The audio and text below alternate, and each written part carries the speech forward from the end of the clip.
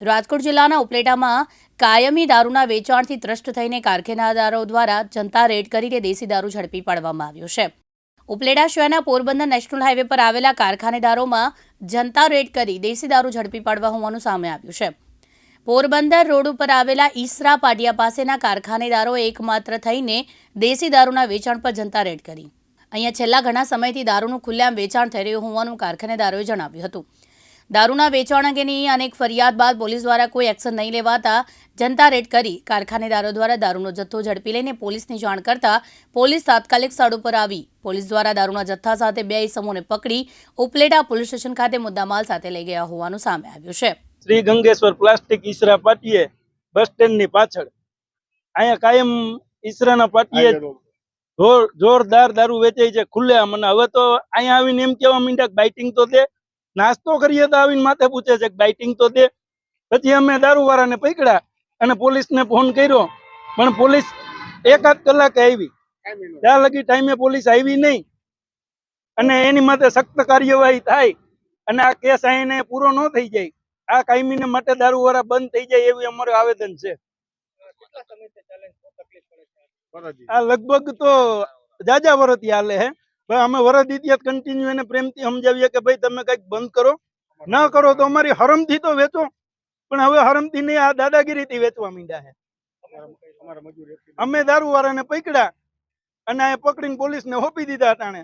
અને સાતમના દિવસે 8મના દિવસે મારો માણસ ખુદ દારૂ પીને એક જણો પીલાઈ ગયો છે અહીંયા હાઈવે ઉપર। અમારી માંગણી એ છે કે દારૂ બંધ થઈ જાય। આ બાબતે સ્થાનિક પોલીસ જાણે ચૂપ હોય એવું લાગે છે। ઘણી વખત અમે રજૂઆત કરી પણ કોઈ કડક એક્શન તો આવ્યું જ નથી।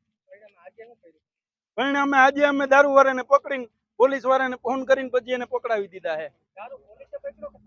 દારૂ પેલા અમે પકડ્યો, પછી અમે પોલીસને મુદ્દામાલ સોંપી દીધો।